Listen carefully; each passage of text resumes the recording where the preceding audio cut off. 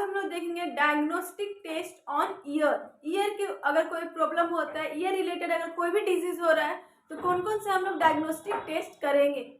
तो इससे पढ़ने के पहले हम लोग को एनाटॉमी मालूम होना चाहिए कि कौन से एरिया में कौन से ऑर्गन ईयर के अफेक्ट हो रहे हैं। उसी के अनुसार हम लोग उसी के बेसिस पे डायग्नोस्टिक टेस्ट जो होता है यूज करते हैं, कौन से डायग्नोस्टिक इक्विपमेंट यूज करते हैं। तो हम लोग प्रीवियस क्लासेस में क्या देख चुके थे, एनाटॉमी देखे थे, उसका वेव देखे थे, कैसे कैसे हियरिंग पाथवे बना था वो देखे थे, हर एक ऑर्गन का फंक्शन देखे थे। तो आज हम लोग देखेंगे डायग्नोस्टिक टेस्ट। तो डायग्नोस्टिक टेस्ट में सबसे पहले ये डिवाइस आता है, उसको क्या बोलते हैं, ऑटोस्कोपिक एग्जामिनेशन। ऑटोस्कोपिक एग्जामिनेशन, ऑटो मतलब होता ही है ईयर, ऑटो मतलब क्या होता है, ईयर होता है। स्कोपिक करना मतलब उसको मैग्नीफाई करना, उसको मैग्नीफाई करना इसे बोलते हैं। और एग्जामिनेशन मतलब मालूम है उस चीज के बारे में सर्च करना, क्या वहां पे एबनॉर्मलिटी हुआ है, क्या वहां पे नॉर्मल है या नहीं है, सारी चीज को तक जाना। तो ये जो मेरा डिवाइस है इसे क्या बोलते हैं, ऑटोस्कोपिक एग्जामिनेशन बोलते हैं। ये कौन से पार्ट है, ये पिन्ना पार्ट है। क्या है, पिन्ना। जो अनल ऑर्गन है जो हम लोग को विजुअलाइज होता है, ह्यूमन ईयर का जो ऑर्गन विजुअलाइज कर सकते हैं उस पार्ट को क्या बोलते हैं, पिन्ना बोलते हैं। जो एक्सटर्नली ये दिख रहा है इसे हम लोग क्या बोलते हैं, पिन्ना बोलते हैं। इसी में ये डिवाइस को इंसर्ट किया जाता है।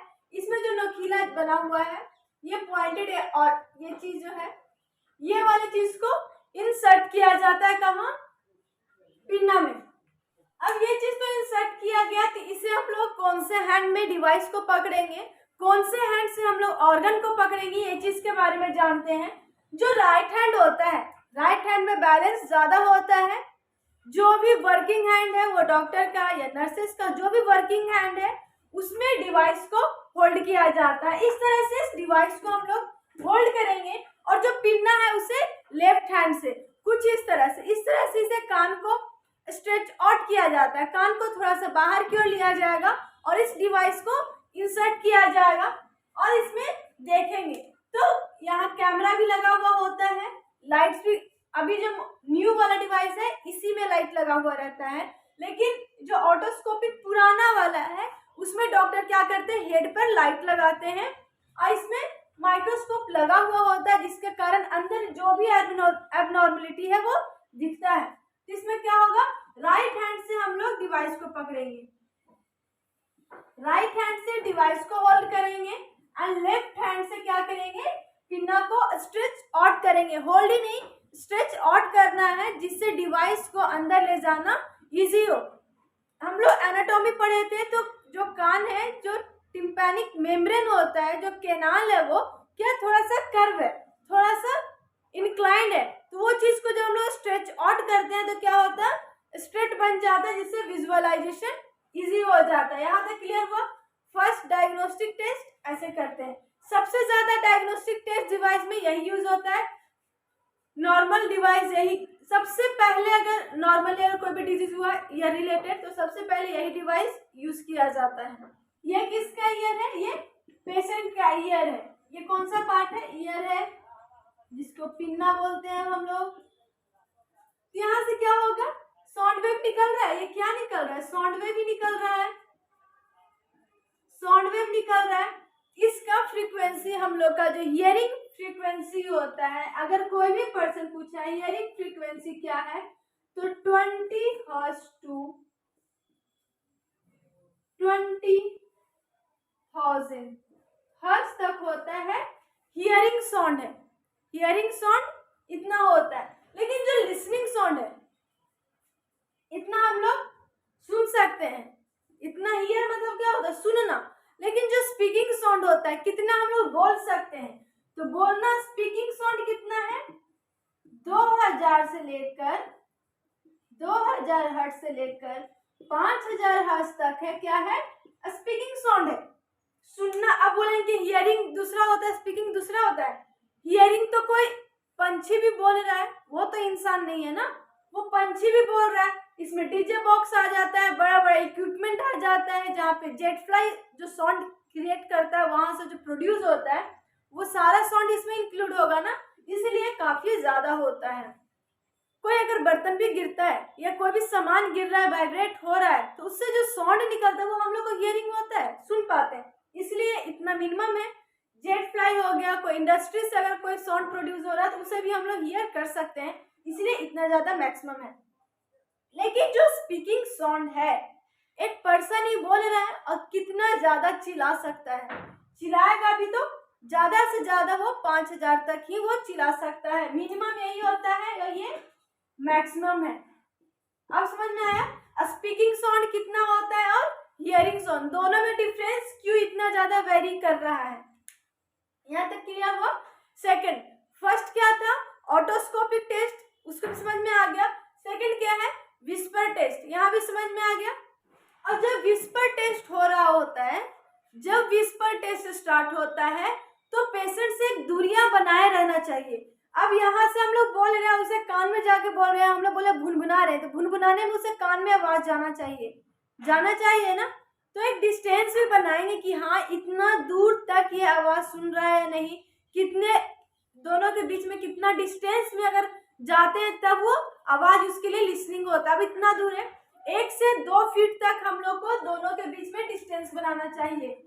पेशेंट और जो नर्स डॉक्टर के बीच में जो डिस्टेंस होना चाहिए वो कितना होता है, 1 to 2 फीट डिस्टेंस होना चाहिए, तभी ये डायग्नोस्टिक टेस्ट है जो कि सही रिपोर्ट देता है, पेशेंट का हियरिंग प्रॉब्लम अच्छे से सॉल्व कर सकते हैं हम लोग। यहाँ तक क्लियर हो गया। क्या है वेबर टेस्ट, वेबर टेस्ट में क्या होता है, ये है जो कि डिवाइस है, इस तरह से डिवाइस होता है मानिए, और इस तरह से यहाँ पे आवाज किया जाता है, इस तरह से डिवाइस इसी तरह से होगा, इसे ऊपर में नहीं, यहाँ ये डिवाइस मानिए कुछ इस तरह से है, तो ये जो एरिया है इसे पकड़ा जाता है, बीच में इस तरह से इसे पकड़ा होल्ड किया जाएगा और इस पे इसे मारा जाएगा, सेंटर में जस्ट नोज के ऊपर ये एरिया पड़ता है, इस तरह से दिया जाता है इसे। दोनों कान है, दोनों कान में अगर इक्वल साउंड जा रहा है, दोनों कान में क्या होना चाहिए, इक्वल साउंड जाना चाहिए, equal sound in both year. अगर दोनों कान में इक्वल साउंड जा रहा है तभी ये नॉर्मल है। अगर जिसमें भी अगर इसमें कम जा रहा है तो इस कान में प्रॉब्लम है, इसमें कम जा रहा है तो इस कान में प्रॉब्लम है। उसके बाद एक ऑर्गेनाइज एक ईयर को डायग्नोस किया जाएगा।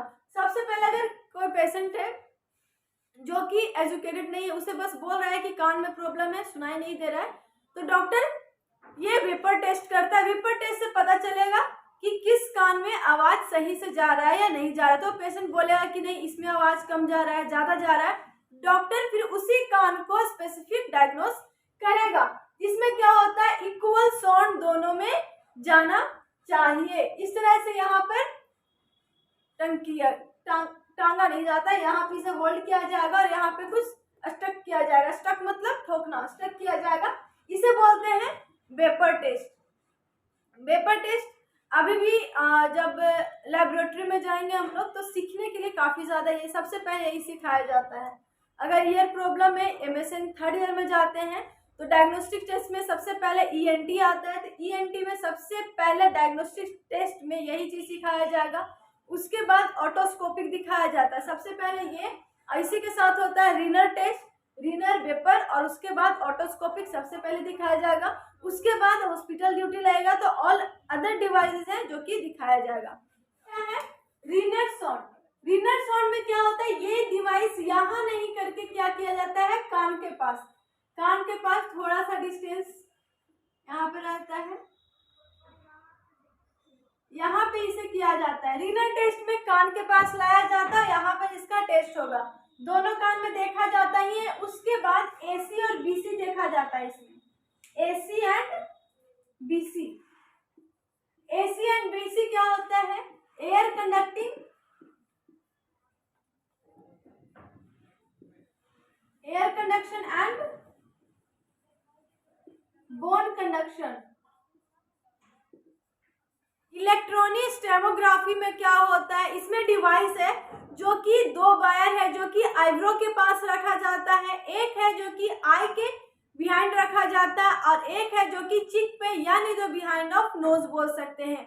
ये जो 4 पोजीशन है दो आईब्रो, एक आई एंड एक नोज के पास इस डिवाइस को रखा जाता है और उसके बाद वो वायर के थ्रू वेव प्रोड्यूस किया जाता है। कुछ इस तरह से मानिए ये अगर फेस है तो दो आईब्रो के पास रखा गया है, ये आईब्रो है, आईब्रो के पास रखा गया है, ये आंख के पास रखा जाएगा और एक नोज के पास रखा जाएगा।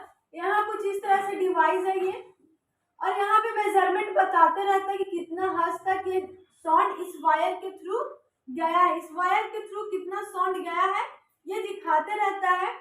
उसके बाद मेरा आई है जो कि कैसा एक्टिविटी शो करता है। जैसे काफी कम साउंड रहता है तो देखिएगा पेशेंट किस तरह से आपको चेंज करता है, आई जो उसका होता है चेंज होता है, उसके बाद वो अपना हियरिंग करता है। जो सुन नहीं पाता उस टाइम भी उसका आई का पोजीशन चेंज होता है। तो इसमें आई का हम लोग एक्टिविटी को देख कर डायग्नोस करते हैं कि कितने हद तक ये पेशेंट आवाज सुन सकता है, इसे कितना कंडक्टिंग लॉस हुआ है। ये होता है इलेक्ट्रोनोसोमोग्राफी में होता है। इलेक्ट्रोस्टेमोग्राफी काफी ज्यादा कम होता है, काफी रेयर देखने को मिलता है कि ये किसी को चेक भी होता है। काफी कम 100 में से 10-15 पेशेंट को होता है जो कि इलेक्ट्रोस्टेमोग्राफी देखने को मिलता है।